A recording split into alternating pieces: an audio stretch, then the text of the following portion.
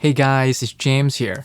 Apple recently released the M1 Ultra chip along with the Mac Studio, and after a lot of researching and comparing and using my M1 Max MacBook Pro in the last 6 months for professional studio work, I want to present you the ultimate in-depth guide to choosing the right Apple Silicon computer for audio engineers, music producers, and musicians. I want to be clear that this video is not about running tests and comparing test results, but rather I'll be directly breaking down what computer configurations address what user needs.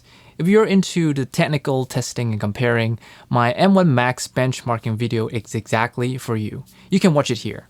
Before I dive in, let me know in the comments if you're planning to buy an Apple Silicon computer. If so, which one you're thinking of getting, and if not, why.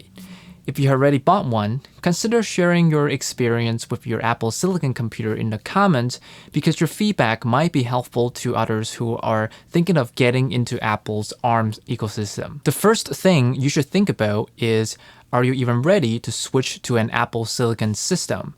Remember, as cool and powerful as these new Apple Silicon computers are, they're just tools to get stuff done. We're still in a transitional period from x86 to ARM, and a lot of audio software is still not natively compatible, though decreasingly so. On top of that, there can be hardware that is completely incompatible with the Apple Silicon chips and will not receive any future updates.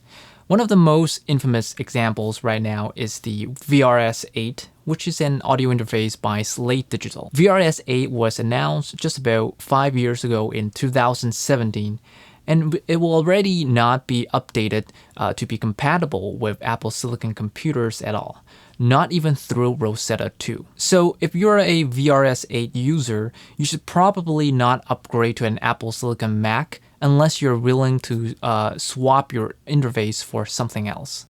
The moral of the story is, take the time to check the software and hardware compatibility before you get an Apple Silicon Mac. Let's start with the chip, because that's pretty much the most important element in the computer in a music production context. Apple currently has 4 ARM chips: M1, M1 Pro, M1 Max, and M1 Ultra. For the majority of people involved in music production, they can pretty much eliminate M1 Max right from the start, because with M1 Max, you're mostly paying for the insane graphic capabilities, which aren't needed at all in music production.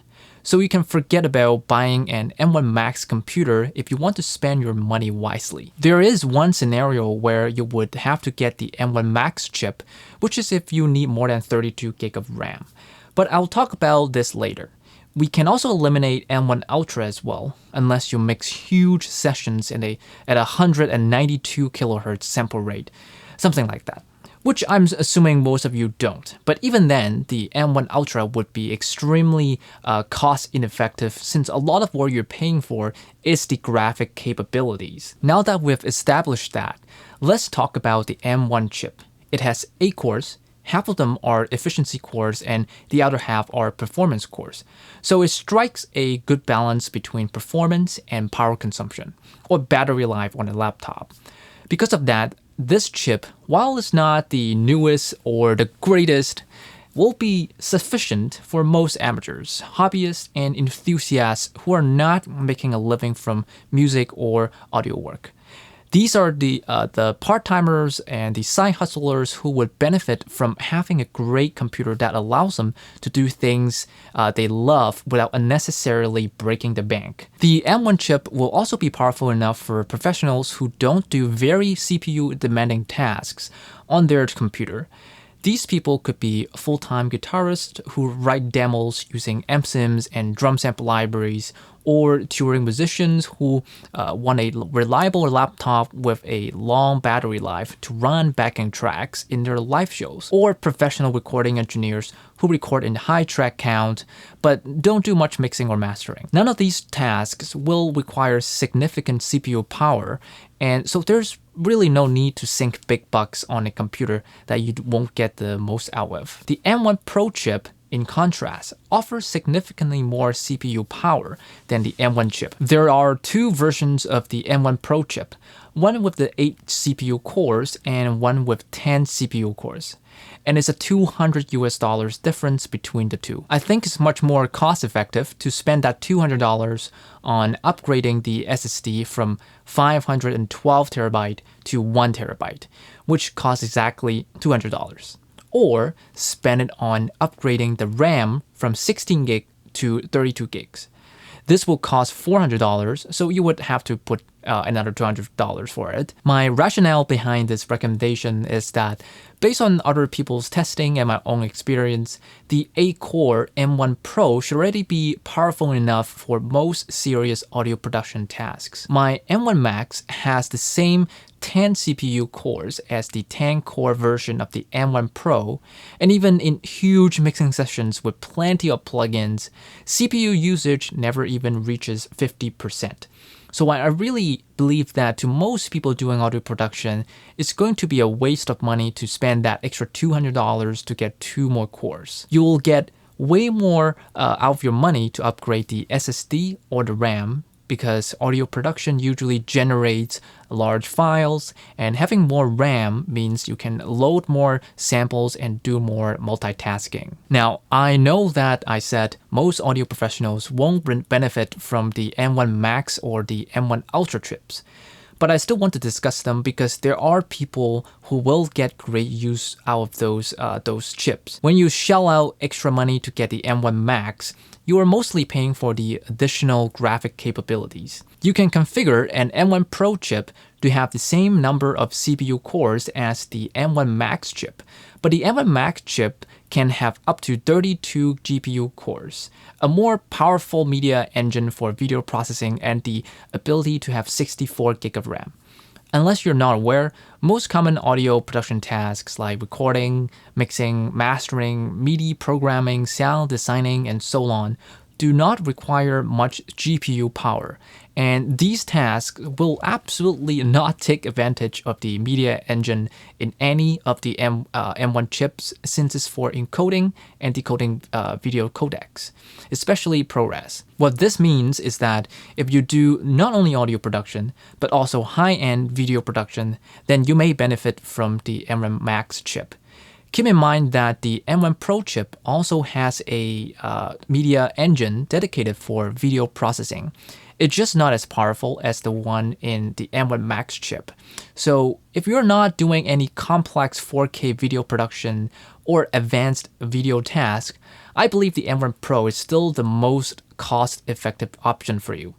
If you don't do any video production, but want 64 gigs of RAM, then I feel like the current lineup of Apple Silicon computers is probably not for you. I mean, sure, the M1 Max and the M1 Ultra can give you 64 gigs or more of RAM, but you won't be getting the most out of what you're paying for, since you won't be taking advantage of the media engine and all the CPU cores.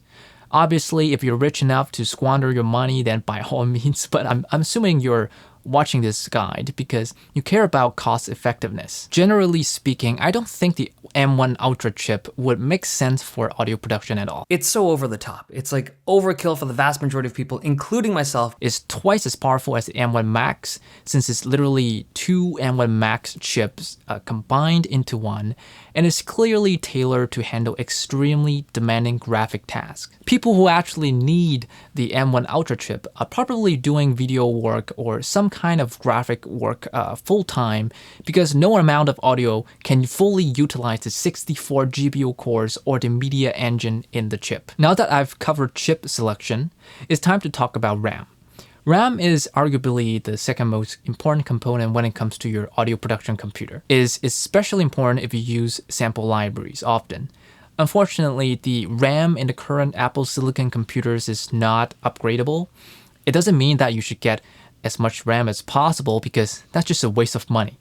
But it means that you should carefully assess your RAM needs. Thankfully, it's really simple to determine how much RAM you need.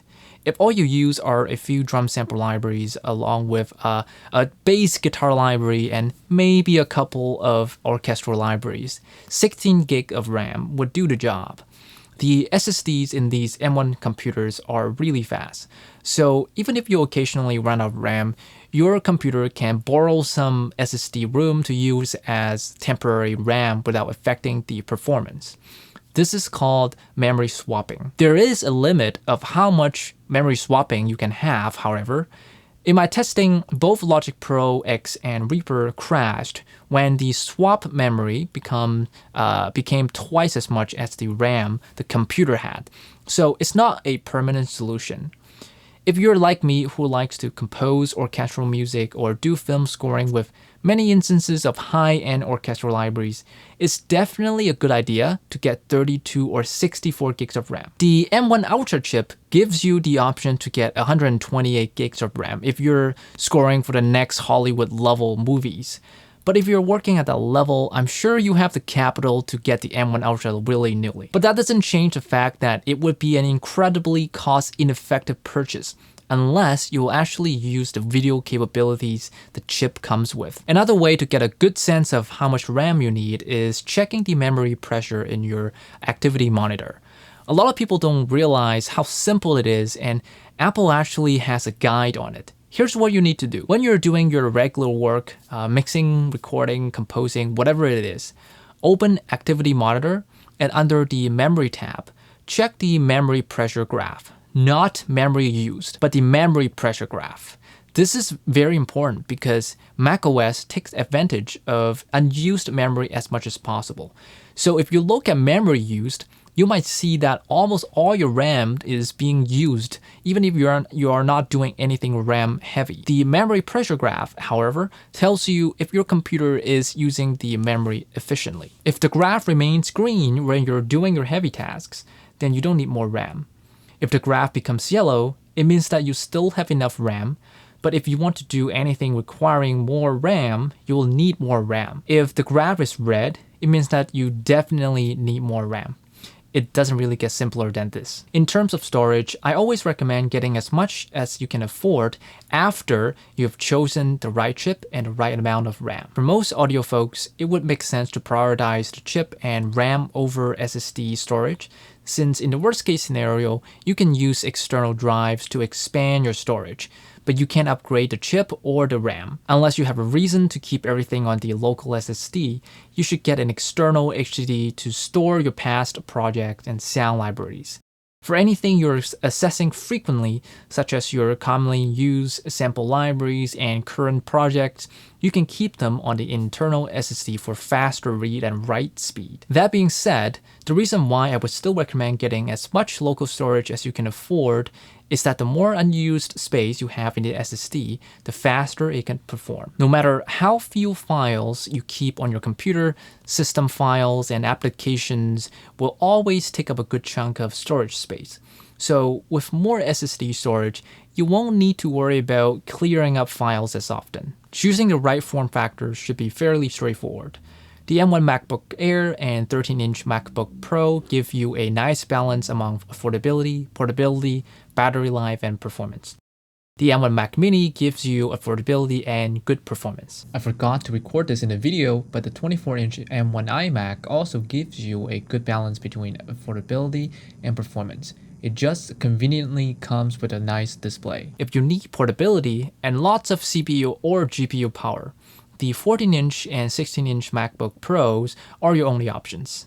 Finally, the Mac Studio can give you the most computing power, but it doesn't give you the same kind of portability as the MacBook Pros, and it doesn't come with a calibrated display. This is something that I feel many people fail to think about nowadays, because companies like Apple always promote the flashiest and fanciest features in their newest technological items. And as a result, we, the consumers, often tend to buy based on our feelings rather than our actual needs. We unconsciously only focus on these highly marketed fancy features when we're looking at the products, whether we actually need them or not. The truth is that many of those fancy features often only benefit specific groups of people with specific needs. And in my opinion, it's quite a waste of your money to buy a computer with flagship specs that you will barely or never make use of. Most of the computers in the current Apple Silicon lineup are not cheap by any means.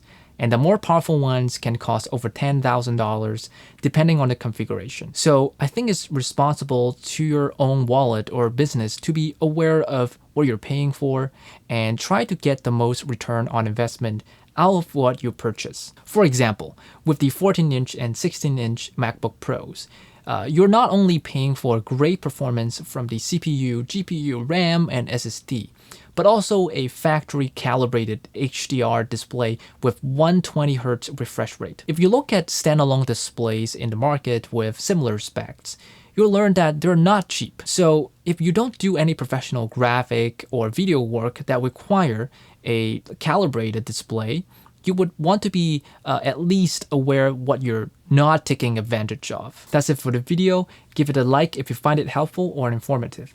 Let me know in the comments what your thoughts are, and subscribe if you want to watch more content on everything audio production. And I'll see you next time.